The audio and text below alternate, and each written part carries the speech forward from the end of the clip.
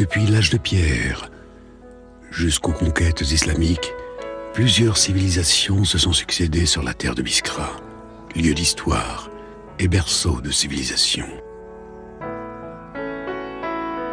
Lorsque le premier homme s'est installé ici, il a rapidement appris à s'adapter au climat et à toffer de tirer avantage des innombrables richesses et ressources que recèle la région.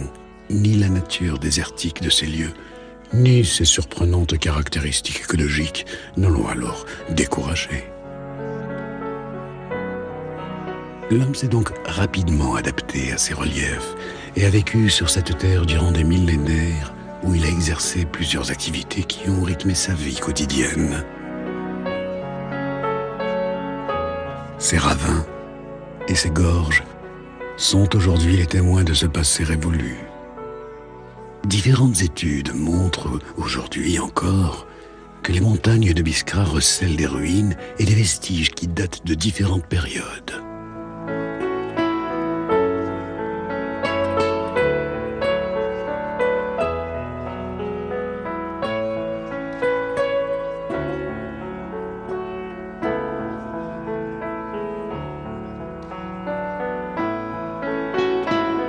Au IIIe millénaire avant Jésus-Christ, l'homme dépendait pour sa survie de la chasse.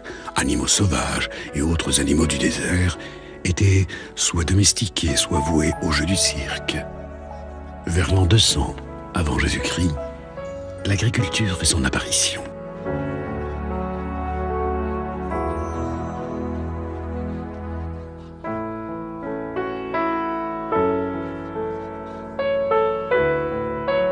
La région de Nehema, non loin de Besbès, n'est pas la seule à recéler de tels vestiges. Plusieurs régions de Biskra attestent du riche passé du Sahara algérien.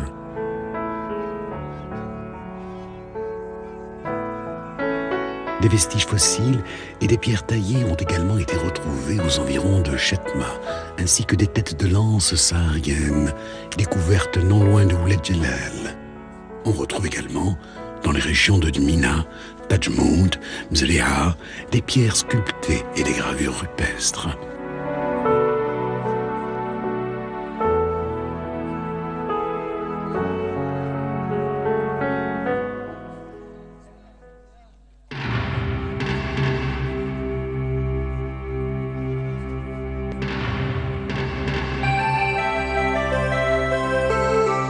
Certaines sources historiques cherchent encore des preuves tangibles qui attesteraient de la présence romaine au Sahara.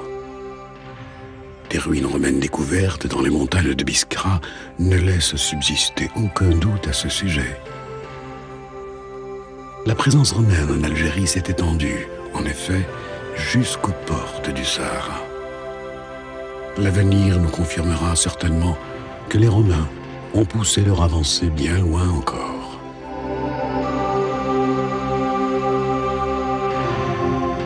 Eu égard à son importance stratégique, les Romains ont pensé s'approprier ce désert. En effet, il s'agissait d'un important lieu d'échanges commerciaux et d'une route commerciale nommée Biskra Viscera.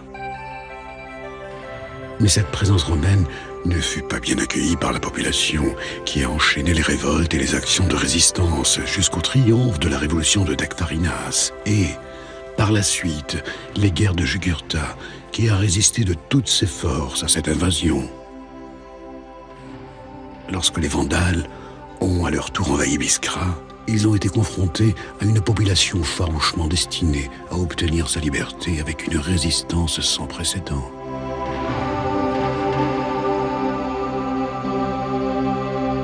Les événements se sont enchaînés et les Romains ont réorganisé leur armée.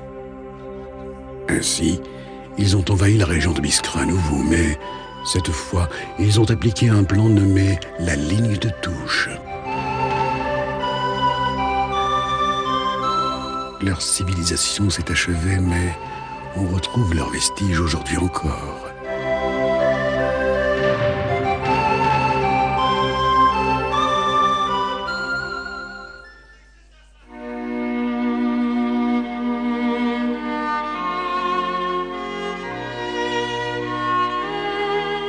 Après que Biskra eut connu la conquête islamique sous l'égide de l'auguste Sahabi, Uqba ibn Nafi al-Fahari, les Arlabides, les Fatimides et les Hamadides se sont succédés à sa gouvernance.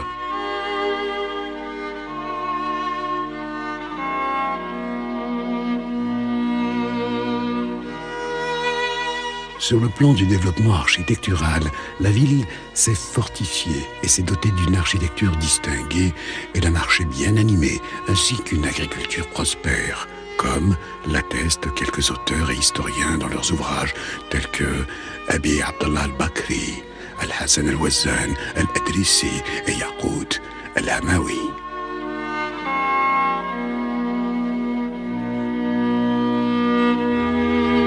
Le 4 mars 1844, les forces de l'occupation française sont entrées à Biskra, dirigées par le commandant, le duc de Mal, qui était fasciné par le Sahara et vaniteux de par son triomphe.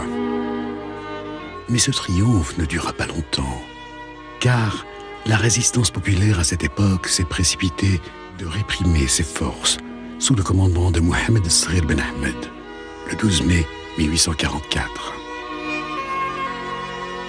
La situation a duré ainsi et les confrontations entre les forces françaises et la résistance algérienne se sont poursuivies jusqu'à ce qu'elle fût envahie de nouveau le 18 mai 1844.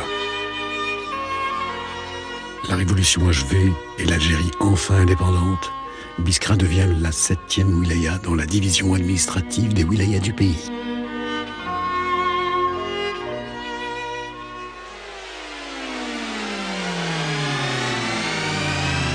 La wilaya de Biskra jouit d'une position géographique importante. Elle se situe au centre du Sahara, au sud-est de l'Algérie. Sa superficie est estimée à 21 501 km².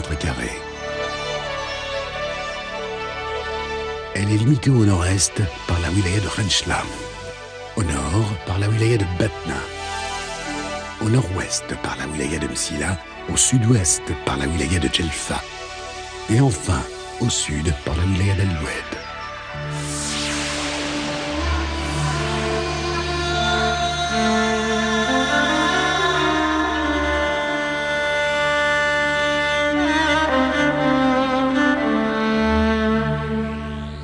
Les premières lueurs du jour dessinent les traits de la paisible ville.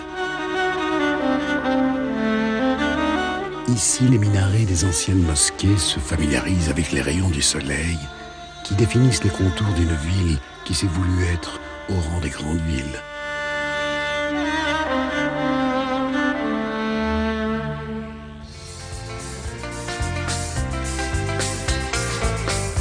La wilaya de Biskra a bénéficié, ces dernières années, d'une grande contribution pour le développement, se reflétant sur les différents domaines de la vie. La population de la wilaya a doublé récemment, ce qui a suscité une diversification des projets et des ouvrages et une augmentation du taux de développement. La ville est devenue en peu de temps de véritables chantiers destinés à l'aménagement de l'environnement. Des places publiques ont été aménagées à la hauteur de la ville de Biskra, portail du Sahara algérien enchanteur.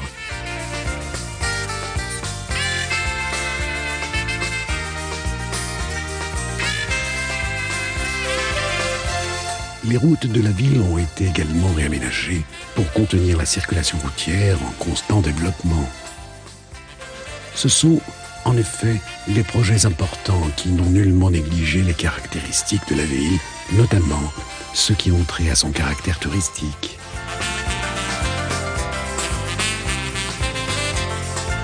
Un pur sang authentique, tel l'authenticité des habitants de l'antique Biskra, et un regard perçant vers le futur, s'appuyant sur le passé, nous emmène vers la civilisation où, partout, l'histoire se répartit. Ici, dans cette place, un monument commémoratif a été érigé à la gloire de l'auguste Sahabi, le conquérant Uqba ibn Nafi.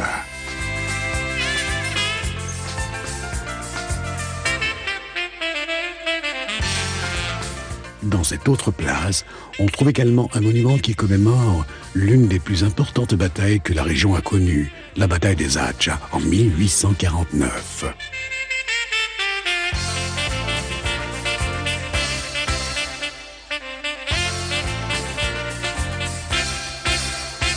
Ce monument a été réalisé avec une grande finesse artistique qui reflète l'attachement des habitants à leur passé glorieux, aux côtés de plusieurs autres batailles qui attestent de l'héroïsme des habitants de Biskra avant et pendant la guerre de libération.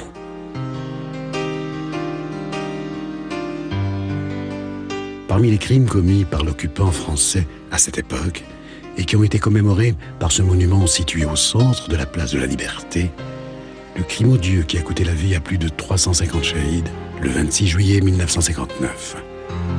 La cause de ce crime, selon certains témoignages, est l'assassinat du maire de Biskra nommé Cazenave au cours des noces de celui-ci avec la fille d'un officier français. En conséquence, les forces françaises ont commis leur crime en profitant du rassemblement de la population au marché, situé au centre de la ville. La place témoigne aujourd'hui encore de ces crimes, même si les temps ont changé.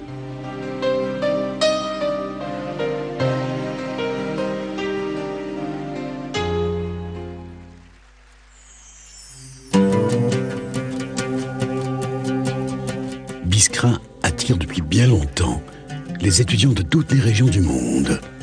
Elle est aussi considérée comme la destination de plusieurs cheikhs, savants, aoulias, que les habitants de Biskra ont mis à leur véritable place, si bien qu'ils font partie désormais de leur mémoire historique à travers les siècles.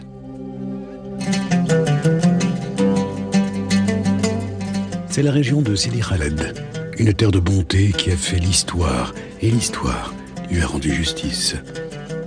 Tout ce qu'elle contient exprime son authenticité et sa particularité. Les mosquées, les mausolées et les tombeaux, tels que le tombeau de Hizia qui a fait sa gloire de son vivant comme après sa mort. C'est en effet une ville fascinante qui attire l'attention des chercheurs et des historiens. La mosquée de Khaled ibn Sinan est une œuvre architecturale splendide, de style maghrébin. Elle a été classée patrimoine national.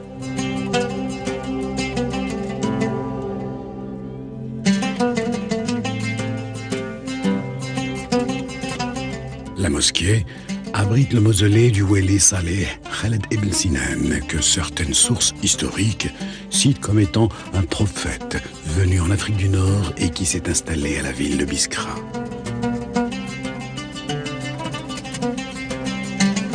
Cet endroit contient plusieurs autres mausolées dédiés à des Aoulias qui enseignaient autrefois différentes sciences. On trouve également, près des mausolées, un sanctuaire consacré à la prière et l'ascèse.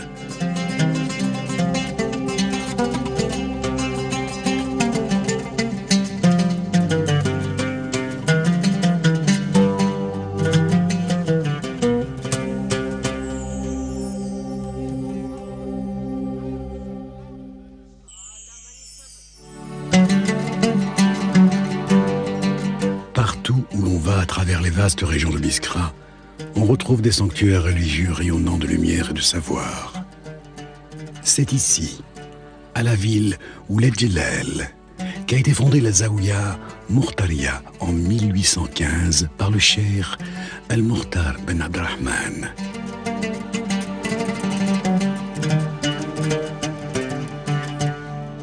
Il a appris le Coran et ses sciences auprès du cheikh Mohammed Ben Azouz à Tolga, en compagnie des cheikhs Ali Ben Omar et Abdel Hafid El-Khandri. La Zaouia fut et demeure un lieu de prière et de savoir. Son rôle ne s'est pas limité à cet aspect seulement. Elle a également joué un rôle très important dans la sensibilisation à l'importance de résister à l'occupant autrefois.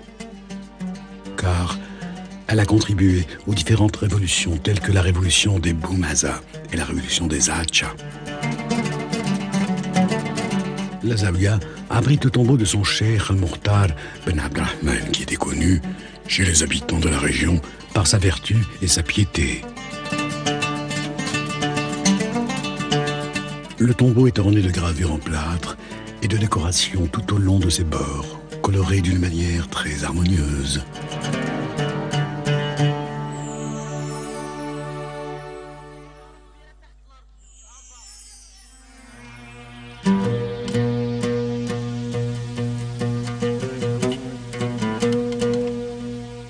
Ceci est la Zawiya Atmaniya à Tolga.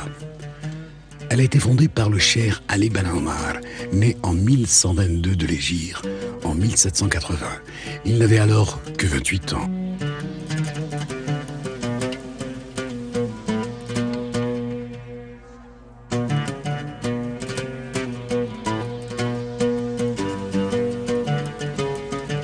En plus de sa particularité architecturale, la Zawiya a longtemps été connue pour son rôle religieux qui s'est étendu à l'enseignement du Coran et des sciences diverses ainsi que la grammaire arabe.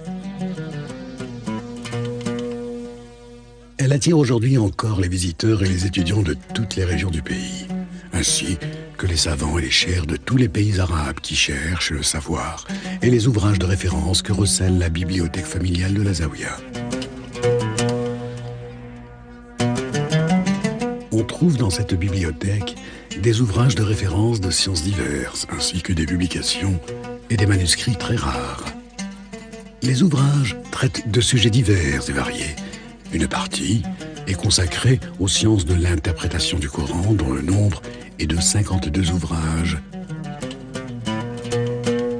Une autre partie concerne les diverses sciences telles que le fiqh, la sira, la traduction, la géographie, l'histoire, la littérature, la langue, les sciences exactes, la philosophie, les sciences naturelles et la culture générale.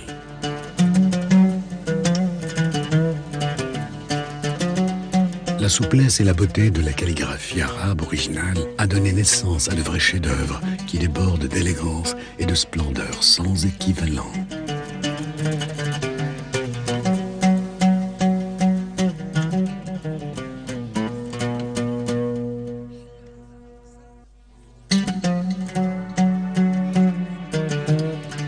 Cette terre n'était peuplée que par quelques habitants dont les maisons étaient disposées tout autour.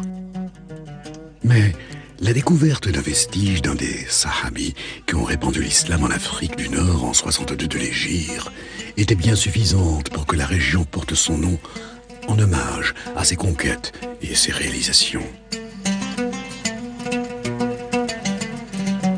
C'est la ville de Sidi Oqba où se trouve le tombeau de l'Auguste Oqba ibn Nafi al-Fahari.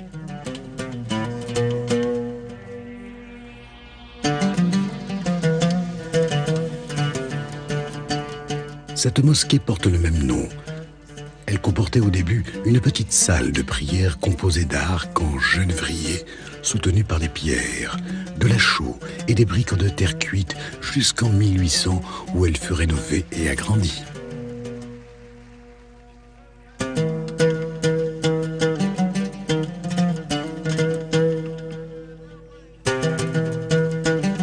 La mosquée a été agrandie une deuxième fois en 1913.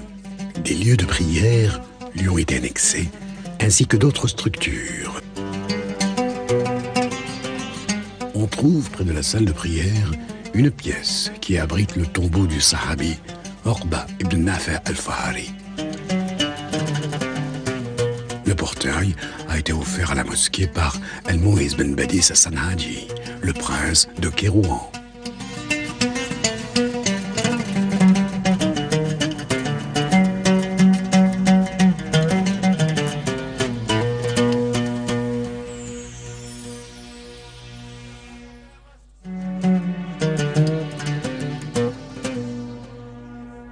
Les richesses de civilisation et de savoir que recèle la ville de Sidi Oqba ont fait de l'élargissement de ses structures culturelles et scientifiques une nécessité.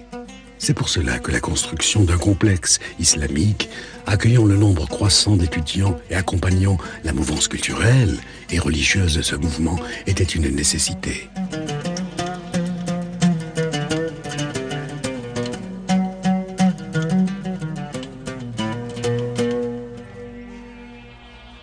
Ce complexe a été construit au début de 2003 avec une touche architecturale qui conserve sa particularité et son élégance et convient à ses rôles scientifiques. Le complexe se compose d'une grande mosquée qui peut accueillir 5000 fidèles dont les recoins portent tous une touche de créativité. La symétrie de ces colonnes reliées par des arcs a créé de l'harmonie et de l'élégance. D'autant plus qu'elles ont été disposées le long de la cour de prière de manière très attrayante. Les gravures en plâtre et les décorations embellissent le mihrab et le rendent plus prestigieux. Leurs formes de style, purement maghrébins, ont été minutieusement choisies.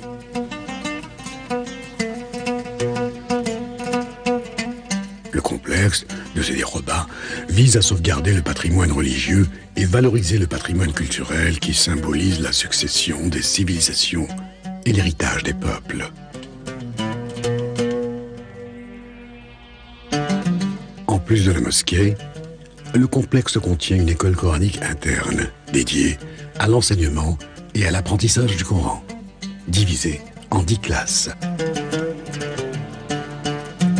Le complexe contient également un internat d'une capacité de 150 lits, ainsi que plusieurs autres structures de services, telles que la cantine, le club et la bibliothèque.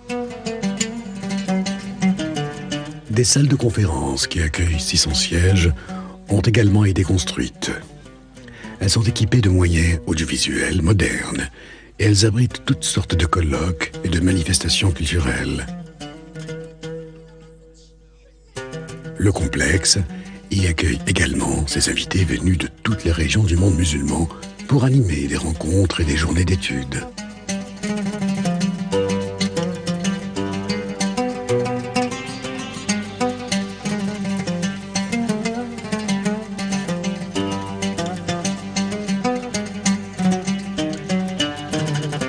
Telle est la ville de Sidi Roba. Des anciens monuments religieux qui côtoient d'autres plus récents, mais leur point commun est qu'ils sont au rendez-vous avec la civilisation, rayonnant de savoir depuis des millénaires.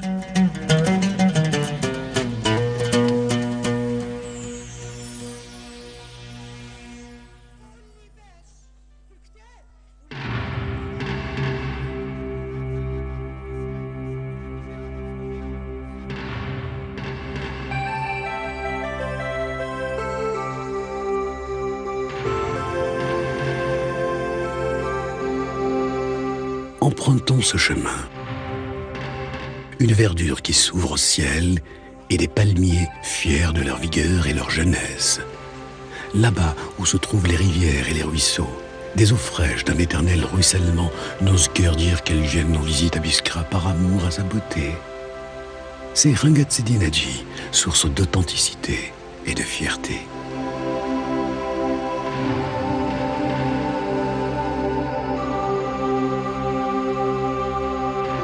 La générosité des habitants de Rangat Sidi Nadji a inondé ces monuments et ces ruines anciennes. En effet, un particulier s'est chargé de rénover ces sites historiques en réalisant que sa valeur résidait dans la leur et que la continuité de sa civilisation dépendait de leur pérennité.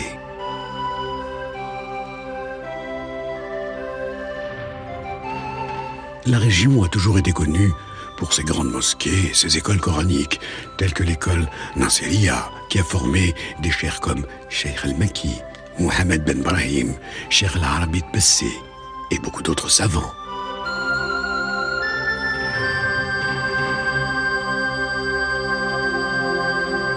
Durant l'époque ottomane, la Rangat a attiré plusieurs gouverneurs ottomans, non pas pour y régner, mais pour y vivre et s'y installer. On retrouve leurs tombeaux aujourd'hui encore près de la nef de la mosquée.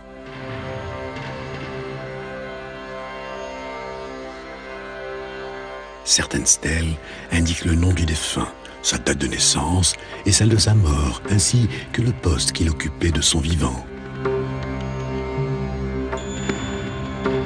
Ces chemins nous mènent là où la curiosité nous envahit, pour découvrir les trésors archéologiques de cette région.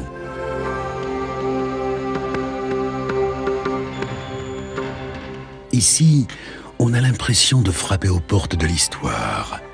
Le sentiment d'être près de civilisations disparues depuis fort longtemps nous envahit.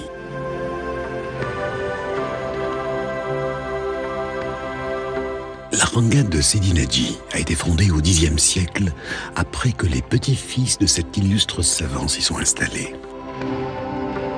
On prétend qu'ils appartiennent aux Omeyyades d'Andalousie, qui l'ont quitté après la chute de Grenade pour venir en Afrique du Nord en compagnie de Sidi Lambarak Ben Qassem Ben Nadji Jr. Cet homme est connu pour sa piété et son ascétisme.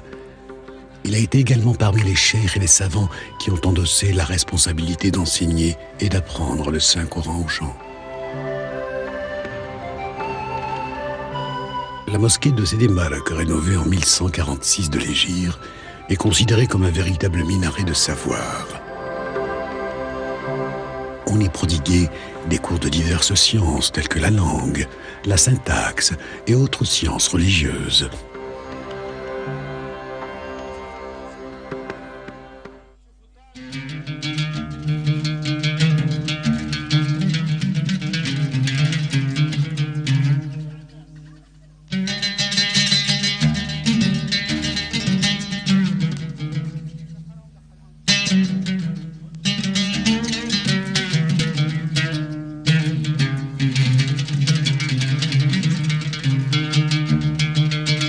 Le patrimoine matériel de Biskra ne se limite pas humain aux vestiges et sites historiques. Il s'étend à certains métiers artisanaux qui ont été remis au goût du jour. Le nombre d'institutions consacrées à ce secteur a atteint en 2008 environ 4137 institutions qui offrent plus de 8290 postes de travail.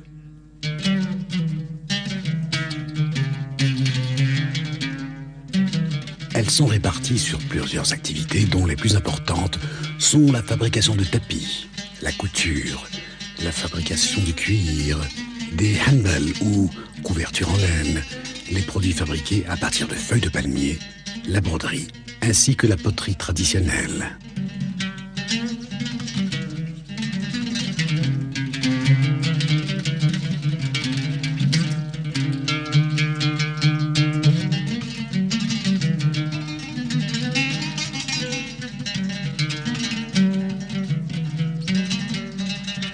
Ces pièces de poterie ont été fabriquées avec de l'argile sur différentes étapes, jusqu'à ce qu'elles soient prêtes à être exposées avec une simple touche artistique qui reflète la capacité de son fabricant à maîtriser ce métier. Et des gestes légers qui attestent de son expérience et son savoir-faire.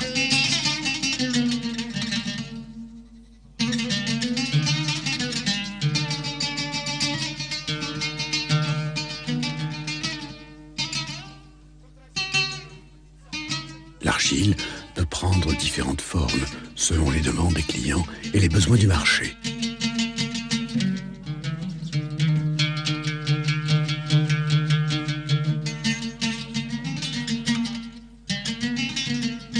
L'artisan utilise ici quelques outils simples, comme il a choisi 2 ou 3 couleurs seulement, qui soient souvent en harmonie.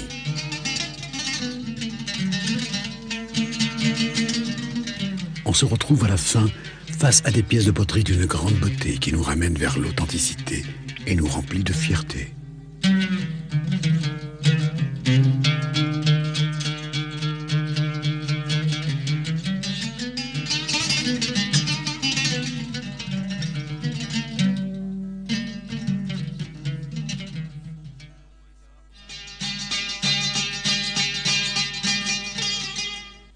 La fabrication de bijoux en argent que les artisans de Biskra pratiquent depuis fort longtemps et à grande échelle est l'une des plus importants produits artisanaux. Ces produits sont divers et variés. On y trouve la ceinture traditionnelle, les boucles d'oreilles, les bagues, le khelkhel ou chaîne de cheville et les bracelets.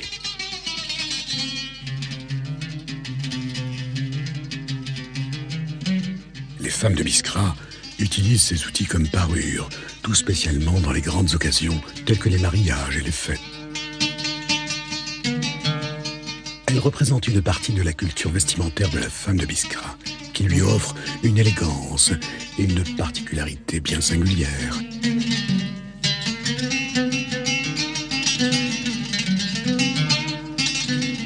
Ce sont des trésors légués par les grands-parents aux parents pour les générations futures.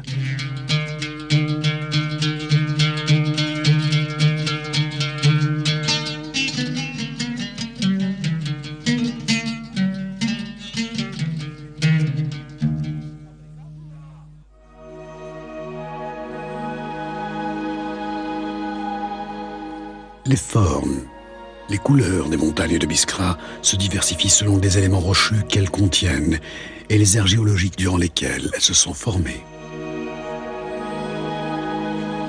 Elles offrent à cet endroit une beauté qui nous y amène à chaque fois. Cette montagne est connue localement par At-Tarsa al-Hamra, ou la dent rouge, en raison de la couleur de la terre et de sa forme similaire à celle d'une dent. Plus on approche de la montagne At-Tarsa al-Hamra à travers le pont, plus on distingue des détails qui nous surprennent de prime abord et attisent notre curiosité de connaître ce qu'elle cache, entamant ainsi une véritable expédition.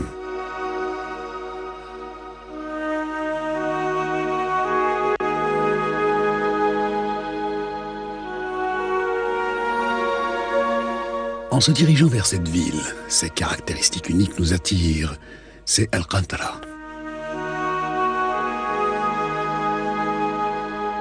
À son portail nord, ou la porte du Sahara, les oasis nous accueillent avec fierté, et tout au long, les villages anciens y sont dispersés tels le village rouge avec son ancienne Casbah.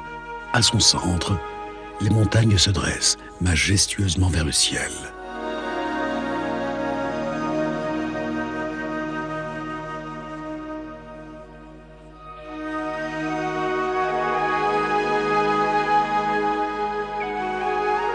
Al-Qantara date de plus de 200 ans avant Jésus-Christ, à partir de l'ère primitive ancienne, où l'agriculture était l'une des activités économiques les plus importantes.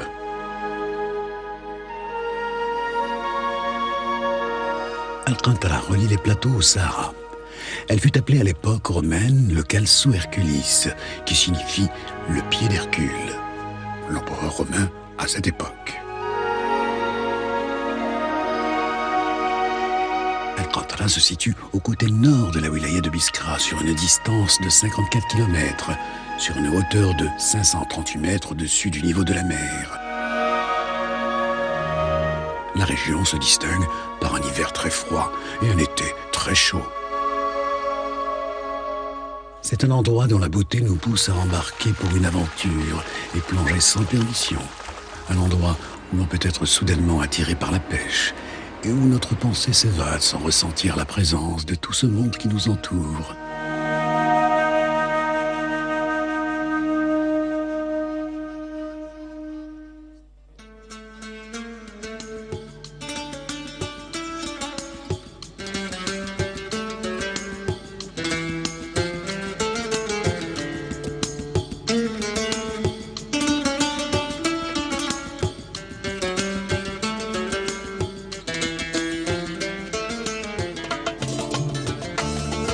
Malgré le fait qu'elle soit proche du cœur du Sahara, Biskra dispose d'une chaîne de montagnes couverte de végétation de la steppe qui nous ouvre la voie vers le Sahara sans avoir l'impression de s'en éloigner. La région de Dmina procure cette sensation. C'est une région touristique par excellence. Les montagnes de Dmina sont vêtues de vert, annonçant l'arrivée du printemps, auquel les habitants de Biskra consacrent une fête annuelle.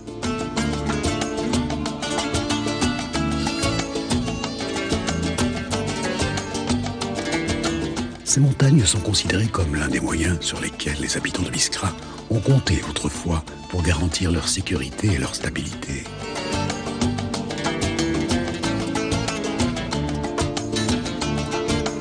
C'est également l'endroit où la curiosité nous pousse à découvrir ce qu'elle cache à chaque rencontre. Ce sont des blocs de roches solides formés il y a des milliers d'années.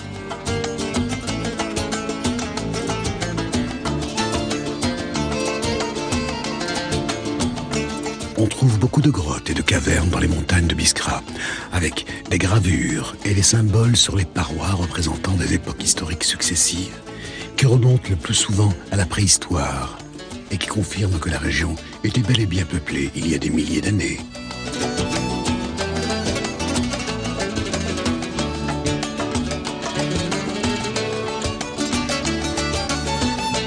Gmina se distingue par ses terrasses rocheuses et ses maisons qui sommeillent au sein des montagnes, symbolisant l'union des trésors offerts par la nature et la créativité de l'homme.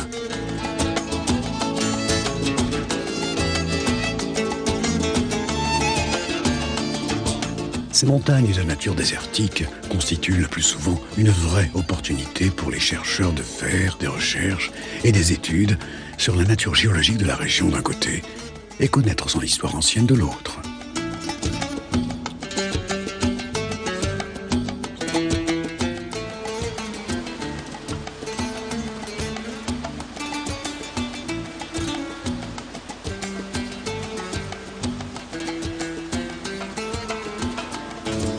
Certaines sources historiques mentionnent que la région regorge de ruines et de vestiges de l'époque romaine.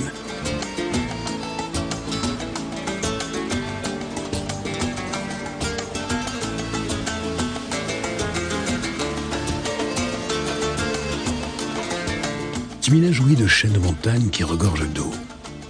Une eau qui coule continuellement tout au long de l'année. C'est une particularité qui la distingue des autres régions de Biskra.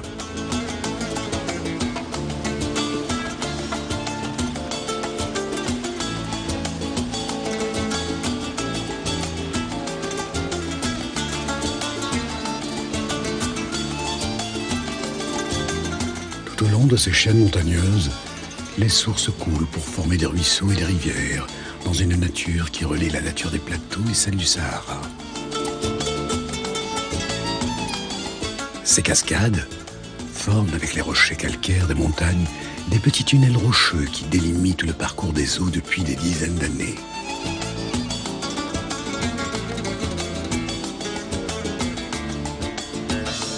Chanceux est celui qui visite les hauteurs de Gmina.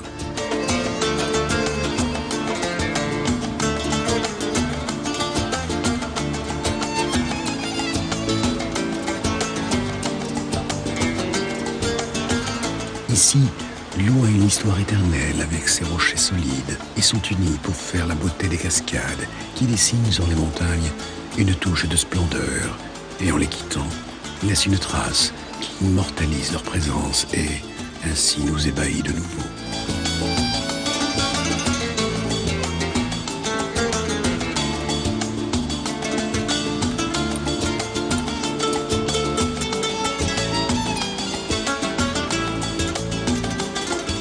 Entre le contraste du relief et les eaux coulantes, on trouve des vestiges concrets qui confirment que cette terre a connu un passé ancien dont les chercheurs sont en train de déterminer la période historique. Cependant, la beauté de Biskra a ému les poètes et les auteurs qui lui ont consacré des poèmes nous ramenant sans peine vers son passé.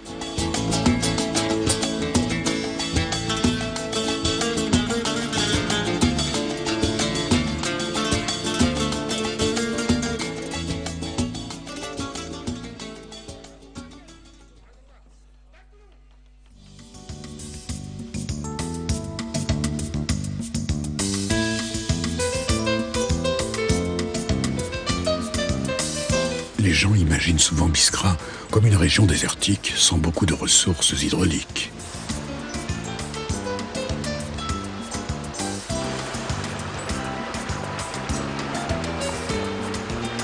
Mais cette image-là se dissipera aussitôt que l'on visite certaines de ces régions, telles que Gmina, Al-Qantra, Jamra, Shunej, Ain Asfia, Ain Kbira et Ain Salat.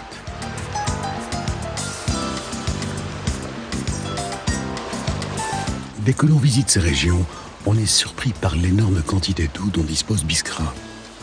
Ceci n'est guère le fruit du hasard, mais de sa position stratégique et la diversité de ses reliefs, ainsi que sa proximité de la région des hauts plateaux et les chaînes de montagnes qui la bordent. Avec l'abondance de cette richesse, on réalise que ces sources, rivières et ruisseaux en plus de leur rôle touristique et divertissant, possèdent d'importantes embouchures dans lesquelles ils reprennent leur force, avant que leurs eaux soient ensuite utilisées par les habitants dans leur vie quotidienne. Ce sont les barrages. Le secteur de l'irrigation est l'un des enjeux réels qui ont bénéficié d'une très grande attention. Les ressources hydrauliques souterraines ont été sauvegardées à travers la diminution des opérations d'exploitation anarchique et non étudiées et l'exploitation des puits existants à travers la rationalisation de la consommation.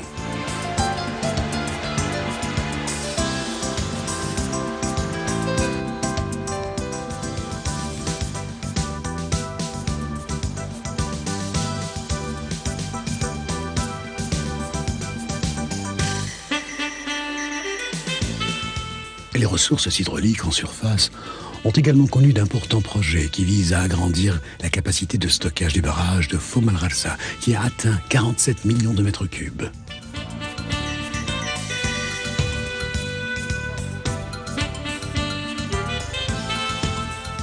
Ce barrage se situe à la région du Zab et dans les oasis de Biskra.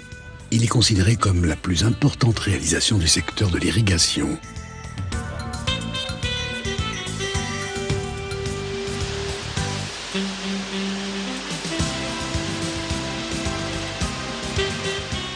Les eaux du barrage de Foum al-Rassa assurent l'irrigation agricole. Ce barrage a également contribué à élargir la superficie des zones irriguées et à diversifier les produits.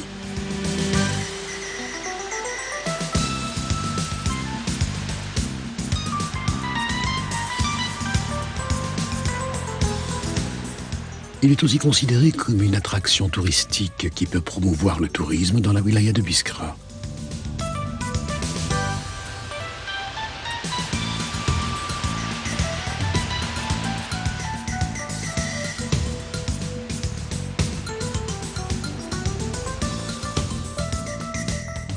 Le barrage de Foum al-Rassa n'est pas le seul dans la wilaya de Biskra. On trouve également un autre barrage d'une capacité encore plus grande, situé dans la région nord de la wilaya. C'est le barrage de Manba al-Razlan. Sa capacité est estimée à 55,5 millions de mètres cubes.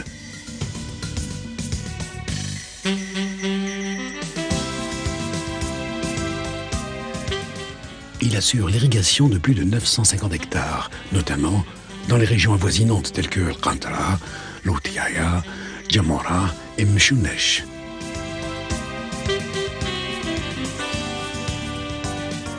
Les fleuves situés à la région nord de la wilaya amènent généreusement les eaux des pluies qui tombent sur les régions proches de ce barrage. Le taux de précipitation se reflète sur son niveau d'eau d'une année à une autre. Mais ce dernier enregistre le plus souvent une nette augmentation.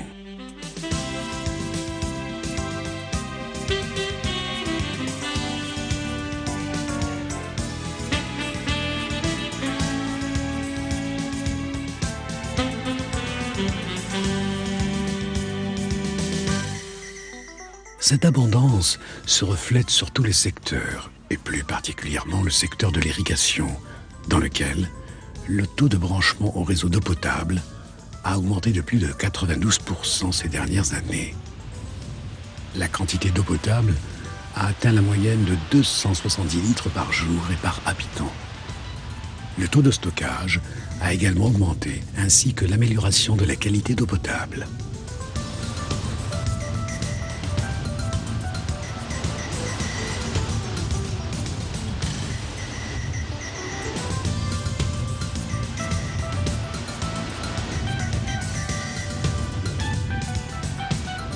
Le barrage de Manba al-Razlan, avec son rôle économique et environnemental, est aussi considéré comme une attraction touristique dans la wilaya.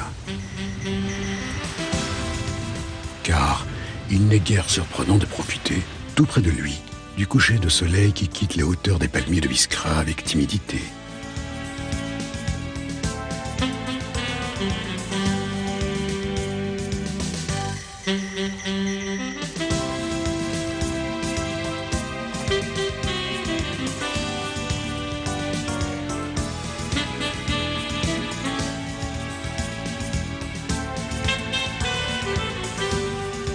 Il Il offre également aux amateurs de pêche la possibilité de passer une journée loin du vacarme de la ville, à proximité des palmiers dont les feuilles font leurs adieux aux dernières lueurs du jour, à chaque coucher de soleil, en espérant les revoir au lever.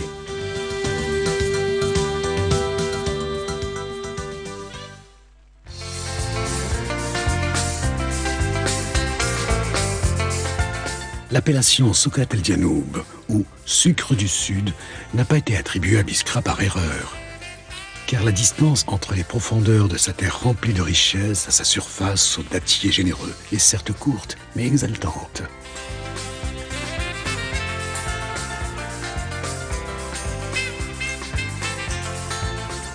Les dattiers sont dispersés dans la plupart des régions de Biskra. Cependant, la région du Zab ouest, avec ses plaines et ses collines riches en terres fertiles et en eau, ainsi que la région du Zab est, représente un véritable réservoir de dattiers, plus particulièrement dans les régions de Tolga, Ourlal, Biskra, Sidi Ourba et Zribat el Awadi.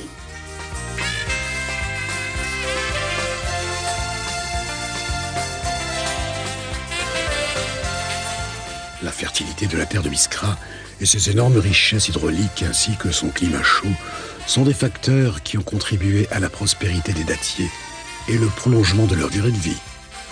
On trouve en effet des dattiers centenaires. Cette richesse bénéficie de toute l'attention nécessaire. Chaque année, des rencontres et des journées d'études sont organisées pour débattre de la lutte contre les maladies qui touchent les dattiers et trouver les meilleurs moyens d'améliorer le produit.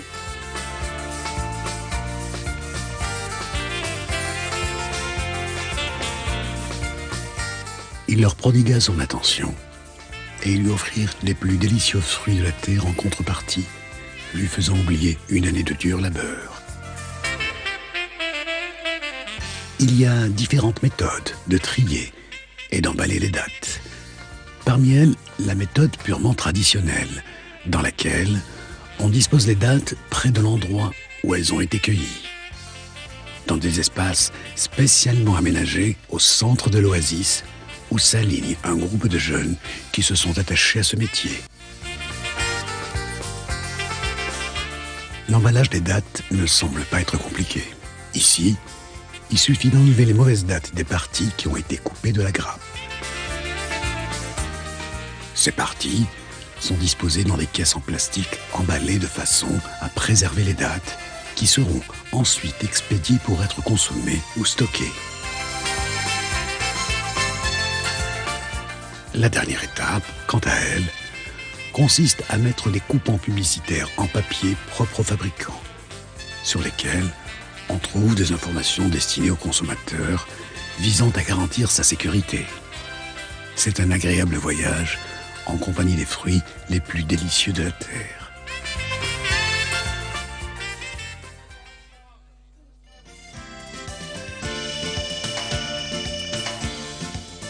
Le paysan de Biskra est connu pour son amour à expérimenter de nouvelles activités agricoles.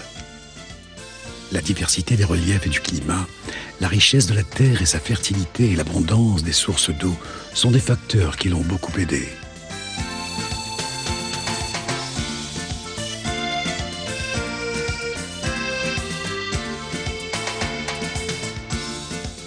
Ainsi, il expérimente certaines activités agricoles avec passion, telles que l'apiculture, notamment dans les régions montagneuses.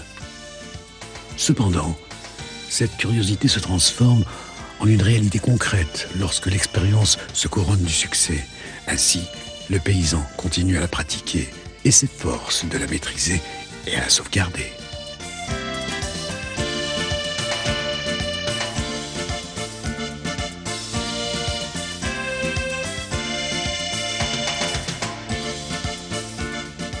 Certains mécanismes de soutien au développement rural ont contribué à répandre l'apiculture et à augmenter et améliorer la production, assurant ainsi un revenu concret aux paysans dans son cycle économique durant la saison agricole.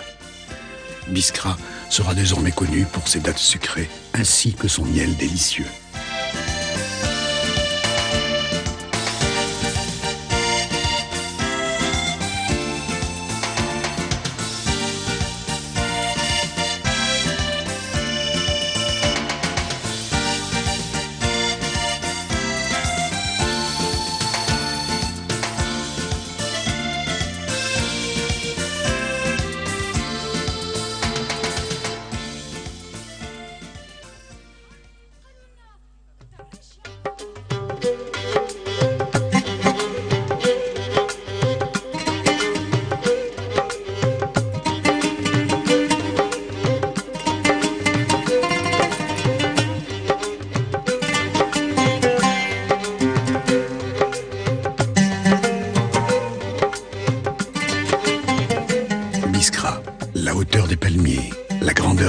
montagne,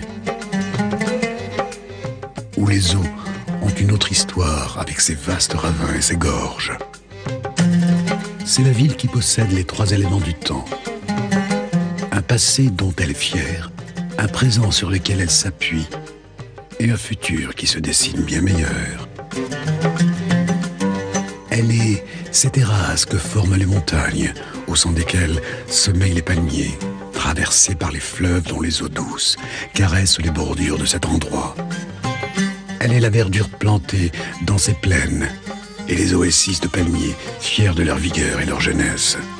Sur le sommet de ces montagnes, on trouve des trésors archéologiques qui nous ramènent vers l'âge de pierre, où les hommes ont habité le Sahara et gravé ce qui les immortalisa sur les roches, devenant ainsi une partie de son passé rayonnant.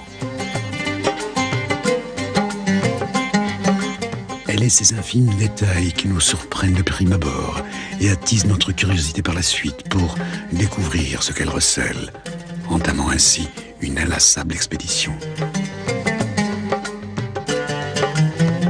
Elle est ces saisons de joie et de fête, le pays du patrimoine et des traditions transmises de génération en génération.